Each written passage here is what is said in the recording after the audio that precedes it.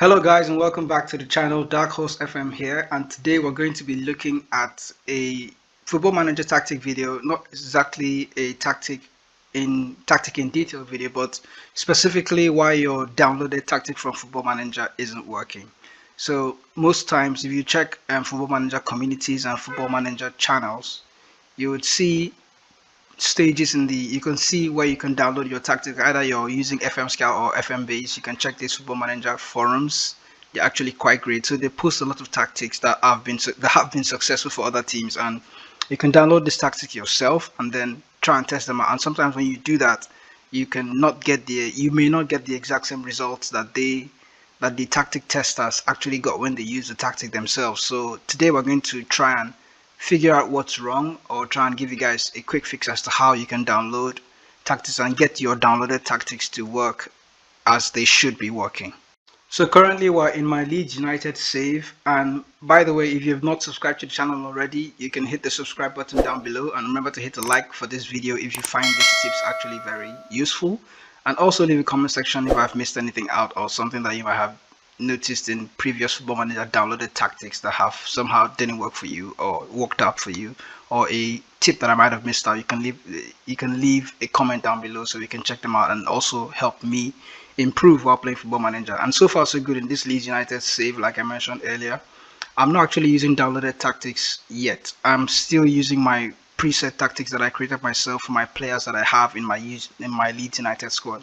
And roughly you can see we are in the tactical familiarity view of the tactic, and that's another topic for why downloaded tactics work or don't work, and we're going to get to that in detail very soon. So remember to hit the subscribe button and like the video as well if you find it useful, and let's get down to the details.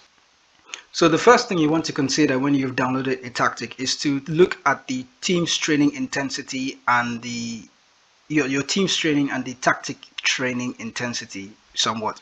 So your current training schedule might not be useful for the tactic in improving the players' attributes that are relevant for the tactic, or improving tactical familiarity within your squad. If you go into the training column, currently I'm going to pick a random schedule. For example, we have a game coming up against West Ham, and then I know that West Ham is a strong team so far, and especially in FM22 rather. So you can see the team description, the team training so far. During the early parts of the season, once you downloaded the tactic, or when you just finished downloading a tactic, what's very important for you isn't your defending disengage, and aerial training. If your team's training isn't set up to improve a tactical familiarity, the tactics will struggle and your players will not be used to it. So your first thing you're supposed to do is to try and sort out the team's training to try and improve the tactical familiarity, and also while improving the tactical familiarity, make sure that your team's training intensity isn't too much to reduce player or to cause injuries. Let me put it like that. So in training, we can see we have a game here against West Ham. So I'm going to edit this training regime to try, or using a mentality that I have just brought in a new tactic and I want to use that tactic against West Ham ahead of time. So I'm going to have to train my players in preparation for the West Ham game. So the first thing we're going to do is to look at the match tactic in general, to try and see how the tactic goes and let the players train. This improves team familiarity. As you can see it in the impact section, it has an impact on team familiarity and team cohesion as well. So that's important for improving tactical familiarity. When it comes to intensity in training, when I put my team tactics familiarity training here, I'm going to try and include all other training regimes that I need. You can see tactical here in attacking shadow play. This also improves tactical familiarity. I'm also going to throw in defensive shadow play here, but it's important to always have rest days in between. So if I'm going to include defensive shadow play, there's no rest period here, but I can have a rest day here. Possibly I could have cleared out everything that is on this list, but the main point is to try and increase your tactical familiarity before it's time, before the game comes up. And over time, if you just do match training and attacking shadow play, just look for the training regimes that improve tactical familiarity, and then try to find the balance to not have, that's when you're training your players, try and include options in the training regime that will not fill up the bar up to the same intensity as your players would have on a match day. So you're going to find a training regime or a training schedule for a particular day that is somewhere within the green bar, that is not always too high, for example. So if I clear this training style and then go to tactical style, and then I pick the control possession tactical style, for example, you can see the intensity is highly increased when you have match tactic and match practice on the same day. So if I add an attacking movement regime, for example, it goes all the way up, and the players are actually going to get tired. So you're going to have to find a balance between the two and try and let it not bog down your player. So find a balance between increasing tactical familiarity and having a balanced training intensity as well.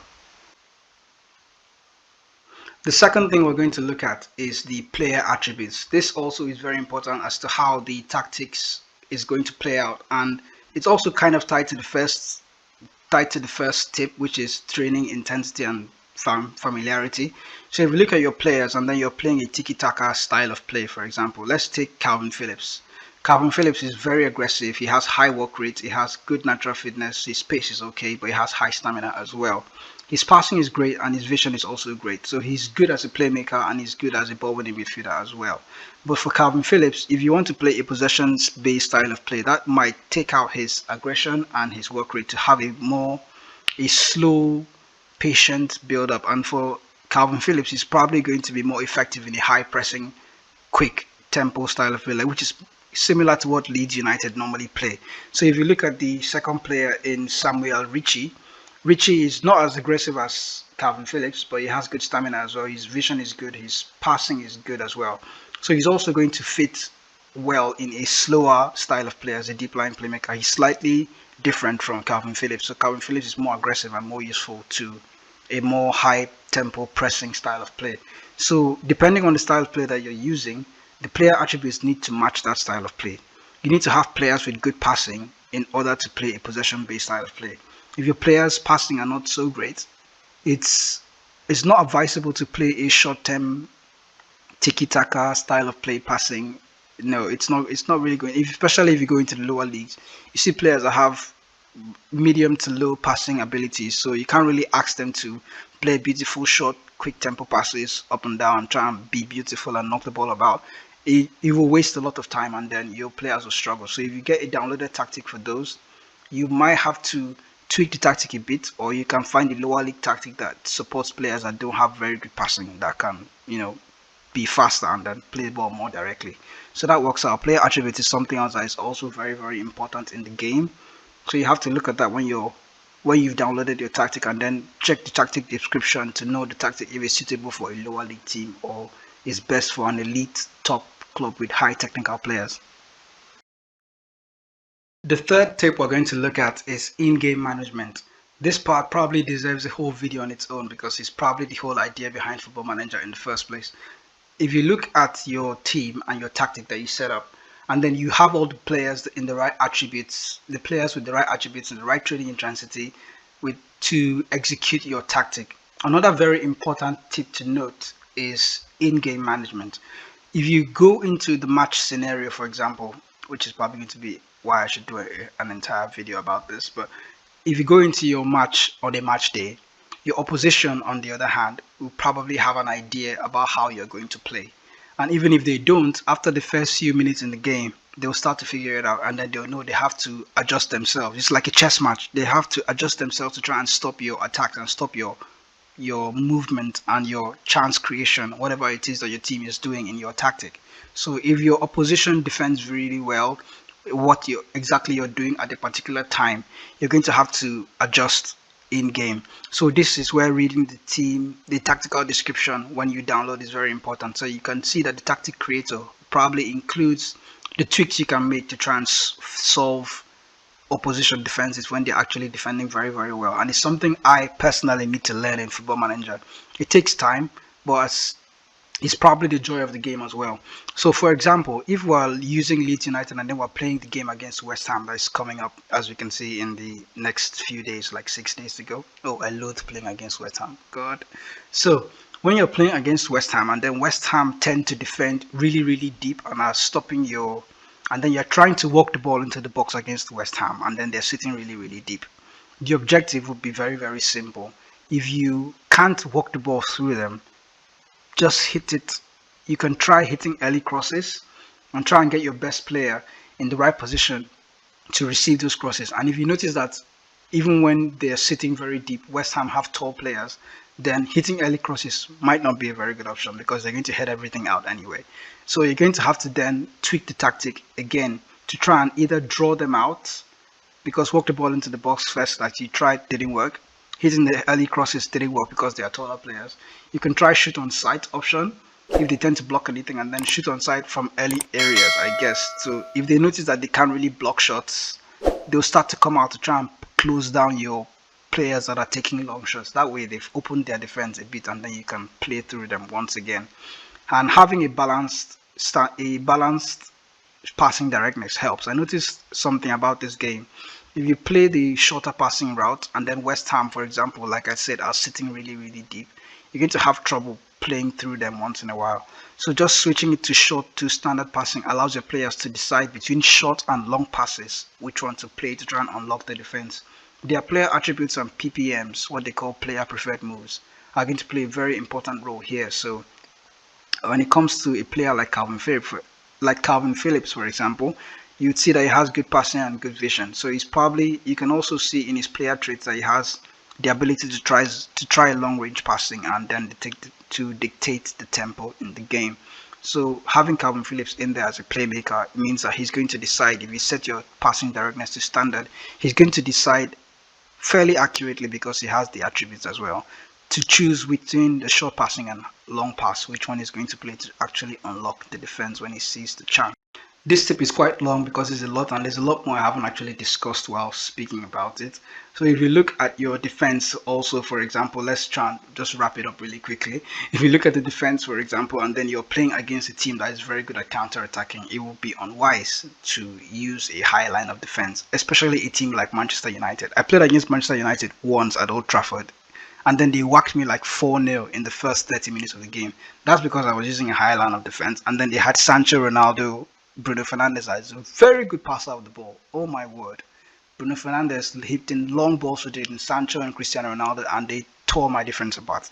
So the second game against Manchester United at Elland Road, for example, I didn't go with the high line of defense. I went with the standard line of defense and then didn't press them as much. We just sat normally and just played a balanced game. And they struggled. They struggled to score. So you have to know how to tweak your tactic in a way. Even the downloaded tactic, for example, you need to check what, from the tactic description, the tweaks you can make to try and solve problems when you're inside the game. Because most of Football Manager, like I noticed in recent years, a plug and play tactic is not really a big deal anymore. It doesn't just work that simply. The game adapts very quickly and you have to adapt along with it.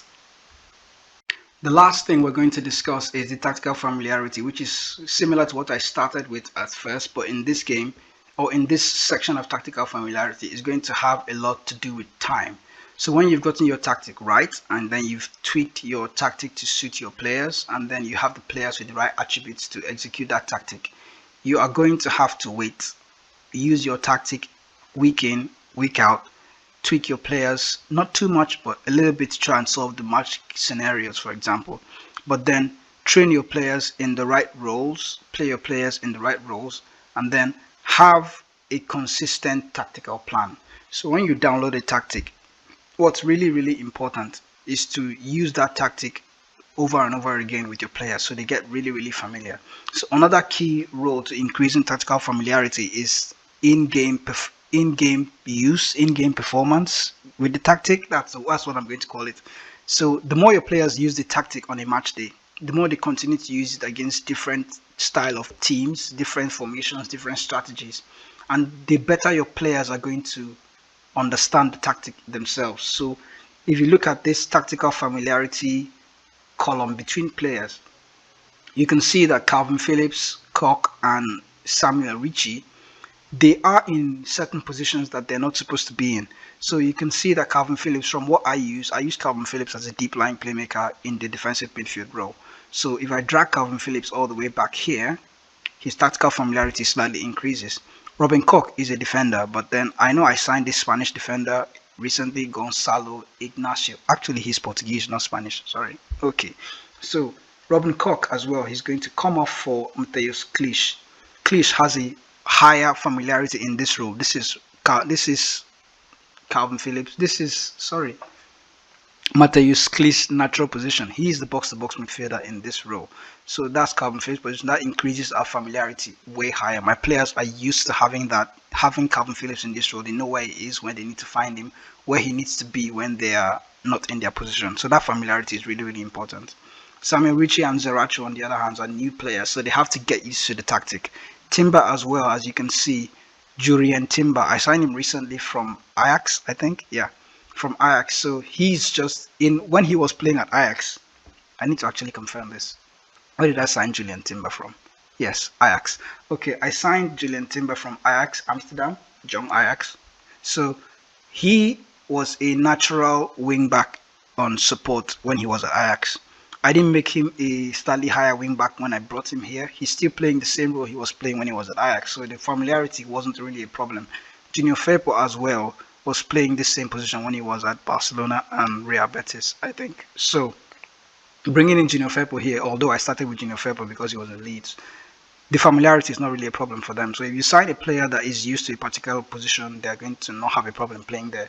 But then if you sign a player that, like Rodrigo, that I brought him in, he's normally supposed to be on the right hand side, I think. But because the role are quite similar, the familiarity slightly increases for them. But training them in those positions, like Samuel Ritchie, having Samuel Ritchie, he's playing as a Metala. I think if I swap into play as an advanced playmaker on support, the familiarity increases a little bit. So that helps. You just need to have your way around it and then give your players time to actually get used to the tactic.